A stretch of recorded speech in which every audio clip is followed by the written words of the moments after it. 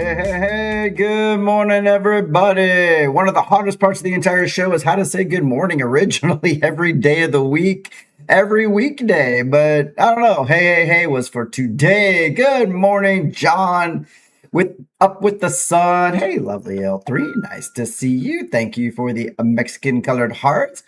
Hey, good morning, Sly. Albert, I mentioned you on the show yesterday. Good morning to you, and thank you so much for helping support the show. Karen Miller, good morning to you as well. And hope we all have a kick-ass day. I don't use the kick-ass one very often. That was kind of fun. All right.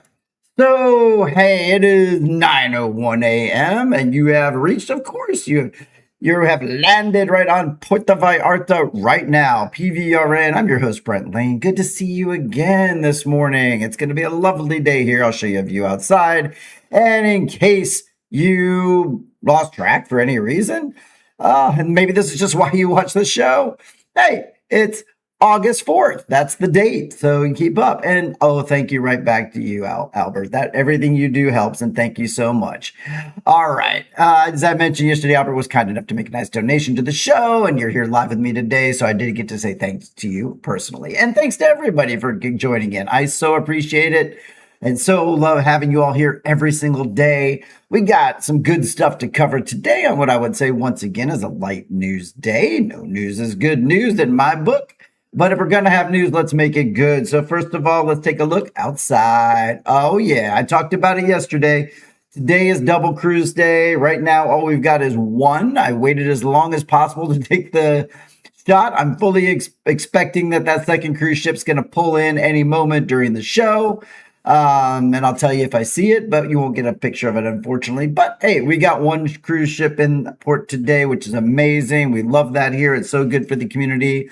Tourists, go consume, go shop, do your thing, get out there, spend money, help the economy. And we're going to talk about another way you can help the economy as well. Before I jump into that, I think it's time for, whoa, hey, there it is. Let's do it. You ready to cheers with me, everybody?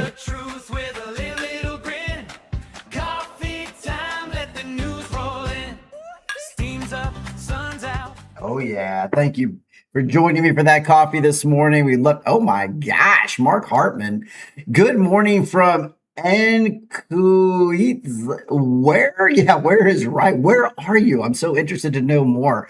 If you don't know it, Mark Hartman, another great local talent here when he's here in town, travels like crazy. I love when he checks in from all these. This is probably the most new. It takes a lot for me to see a name of a place that I've never heard of, but I have no idea where that is. Maybe somebody else will Google that and share some information about that. But hey, back to you and good morning. All right, jumping into a little update before we jump into the news today. As I frequently do, I share events that are going on with the Gen Expats group, which is the Facebook group that I run here in Puerto Vallarta. But also, in the Netherlands, beautiful. I bet it's amazing there right now. But in combination with Gen Expats PVRN also is doing a meet and greet with it. So this one is actually being hosted by my co-host on CPS News with Jessy and Brent. Jessy. And so let me tell you a little bit about what's going on. I'll throw up an image for you. So if you're commenting on it, you just won't see it for a minute. But this is the event. I'm going to bigify that in just a second. I do promise you that. But let's talk a bit about what's going on and how this helps the community and why, if you're in Puerto Vallarta, you should be a part of this. So Jesse's put a lot of time into this, and I think it's a really great event. So if you want to explore new neighborhoods and support local small businesses during the low season, well, here's a great way to do it. So mark your calendar for this Friday, just a couple of days from now, this Friday morning. The Gen Expats Puerto Vallarta Facebook group, along with PVRN, is hosting and organizing a community event called Gen Expats Bingo, aka Shopping in My Hood. Again, this is Jessy's event. She wrote this thing, but you're shopping in her hood. It's going to kick off at 10 a.m. on the 7th of August. Let me bigify that so you can take a look at it a little bit more. So 10 a.m. this Friday, August 7th, you can join host Jessy Ruiz, and fellow neighbors as everyone gathers at Mueblerías Rangel on Calle Veracruz 422B in Colonia La Floresta. Okay, again, this is going to be at Mueblerias Furniture Store, Rangel on Calle Veracruz 422B in Colonia La Floresta. I'm sure Jessy will be on her a little bit in case you need more contact information. So now, instead of playing traditional bingo in a bingo hall, participants are going to pick up a game card and walk the surrounding neighborhood to visit local shops, meet business owners, and buy items, small items, to complete their bingo squares. And again, this is to support and help the community. So buying this stuff really, really helps out. So once you're trying to complete your bingo squares, and you can scan the QR code on the event flyer to preview inventory at Mueblerías Rangel before arriving. And participants are encouraged to bring cash, a shopping list, an appetite, of course, a friend or two or three, and a reusable shopping bag. She's thought of everything. I love this. Completed bingo cards will be entered into a raffle for prizes. She just announced a new one this morning. The new one she announced is a month of Spanish lessons for free from American English Tree. That's amazing. Check out that organization if you don't know about it. Big shout out to Eddie and the team over there. He's a good friend. I love it. So you can get the free Spanish lessons. Good morning, Don Diego, aka Tom. Yeah, I agree, Albert. We are all trying to do our best to help the community this year. But let me tell you about the other prizes as well. So a month of free Spanish lessons, we all could use those, or an on-air interview on Asphalt Radio. There's a bottle of wine available. So there's plenty of good prizes, but the biggest prize is really giving back to the community and participating in a very unique event. This is a great one, as you're going to get all around a big old block within, as Jessy calls it, her hood. It's a fantastic way to discover the hidden neighborhood gems and support local shops as well. All right, for more information, because I know you're going to want more info, just visit the featured section right on the Gen Expats PV Facebook page, and you'll get more information. If Jessy happens to join the show, she might throw up another contact link, so we'll see how that goes. All right, moving on through the news today, let's jump into it. First up, tourism officials in Puerto Vallarta report that hotel occupancy across the city averaged about 68% through the end of July. Now, summer is traditionally a quieter stretch for international arrivals. Steady weekend demand from regional travelers really helped maintain a solid momentum for local resort and hotel properties. Our municipal tourism director noted that last-minute bookings played a key role as domestic families continued to schedule short weekend getaways without booking months in advance.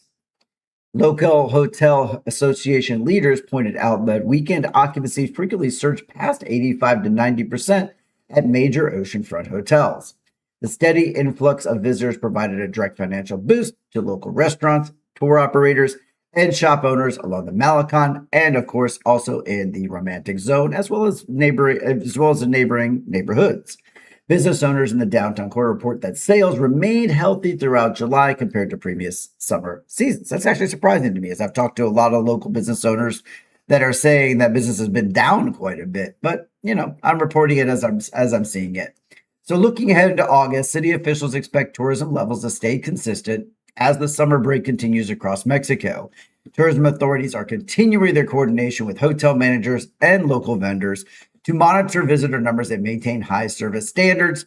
Thank you so much to my friend and also TV star reporter Rodrigo Lopez Becerril for that story. Thank you so much, Rodrigo. And man, if you can't tell it in my voice, I need a sip of coffee. Ouch. All right, it's time to get it on. Sometimes it's just necessary. I gotta clear the voice out. Thank you. Gosh, I needed that this morning. All right. Next up, we got canine inspection teams. Now, we've seen these guys at the airport. They look cute, but we don't pet them because they're part of security. But sometimes we wonder, What are they scanning for? What are they up to? Are they just looking for dog treats in your bag? I bet it's a bit more. And here's a little information for you. So this recently hit the news. So if you're flying to Puerto Vallarta International Airport soon, you might notice special agricultural inspection dogs working alongside federal agents at baggage claim. These highly trained K9 units are operated by Mexico's National Agricultural Health Service to inspect incoming international and domestic luggage. Their main job is detecting unauthorized fresh produce, meats, plants, and food products before these items enter the country. Federal inspectors rely on these dogs because their keen sense of smell can scan hundreds of bags quickly without disrupting passenger flow. When a canine alerts to a piece of luggage, agents perform a targeted search to ensure no invasive agricultural pests or plant diseases are brought into Jalisco and Nayarit. This daily screening process plays an essential role in protecting regional farms, orchards, and native ecosystems from agricultural threats. Travelers arriving at the airport are encouraged to declare all food and plant products on their customs form to avoid delays or confiscation or penalties. Airport officials report that the inspection program helps maintain smooth arrival operations while keeping biosecurity standards high during peak travel months. Thank you so much to Turbina de la Bahia for that story this morning. So again, you've probably seen these dogs around. You wonder what they're looking for, and I think that's great. We definitely don't want meats or agricultural products to bring in invasive pests, and then we make headlines for all the wrong reasons again. We don't want any of that. All right. Moving on to our next story today. How about some sports? We haven't done sports in a while. It's said pretty much since the World Cup. We haven't talked about sports at all. So let's hit a little bit of local sporting news right now. So this is basketball, y'all. Y'all know about our Iguanas, right? So I'll make this bigger in just a second so you guys can see kind of what it's all about. But basketball fans in Puerto Vallarta have reason to celebrate as the Iguanas de Vallarta professional basketball team officially presented its game schedule for the 2026 season. Let me give you a bigger view of that. Boom, there it is in case you're getting your tickets. The team will return to the court at Agustin Flores Contreras Municipal Auditorium, bringing fast-paced professional hoops back to local fans. Team management released the game calendar to allow community members and local supporters to plan ahead for home matchups this season. Maybe they'll be playing at the fan zone. I don't know. The newly published schedule highlights a full lineup of home games against regional rivals from across the state. Get back to my screen. There we go. Good morning, Javier. Nice to see you. Team representatives noted that hosting regular night games provides great family entertainment for residents while giving local youth athletes an opportunity to see professional basketball in person. City sports officials are working with team organizers to ensure arena seating, court surfaces, and fan amenities are ready for opening night. Fans can check the official schedule online, or you can see it right here. And you can pick up printed game calendars at municipal sporting offices around the city as well. Thank you so much for Ere Rangel, our old producer at CPES News on Television. So thank you so much for that story, Ere. And thank you so much for sharing the 2026 Iguanas basketball calendar. Thank you, John, for bouncing those basketballs across my screen. Here's a question. Have any of you been to an Iguanas game? I'm sad to admit I have not. But as you know, if you watch this show a lot, you know I've got my baseball jersey ready to go. I got that special edition Godzilla Jalisco baseball jersey, the Charros. So I'm pretty excited about wearing that and going to a game this year. I have not been to a game here as of yet. Okay, snip, moving on. Before we snip, which means we're going to have a sterilization story for you, just so you know what I'm talking about. Let's have a sip of coffee together. It'll be our last coffee this morning and a pretty quick show today. I know if you watch all the time, I always say that, and I pretty much always get you out pretty much on time.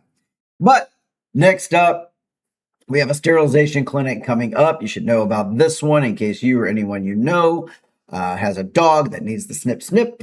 Pet owners living in Villas Universidad neighborhood have a great opportunity to access a free veterinary care for their animals today. The municipal animal health team is bringing its mobile veterinary unit to the neighborhood for a free dog and cat spay and neuter clinic.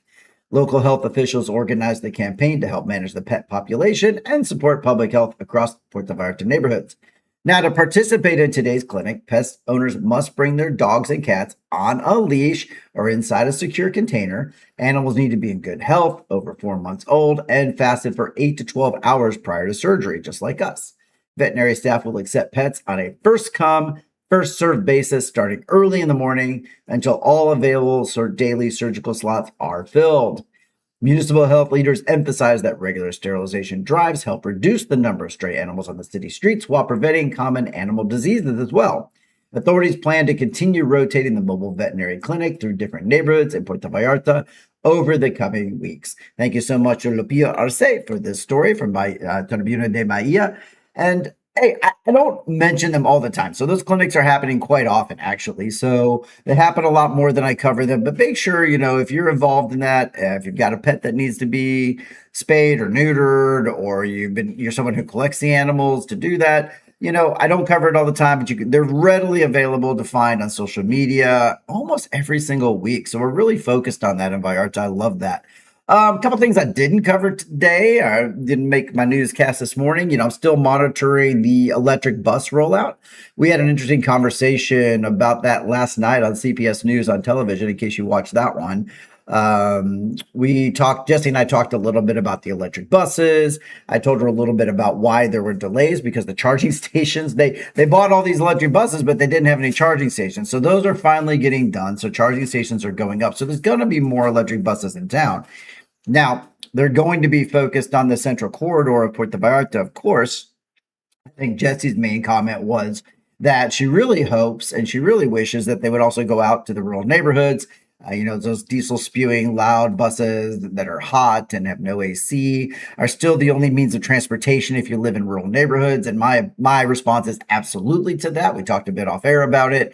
I think this is a step in the right direction. I think the first step is getting the buses. The second big step was being able to charge the buses so we can use them.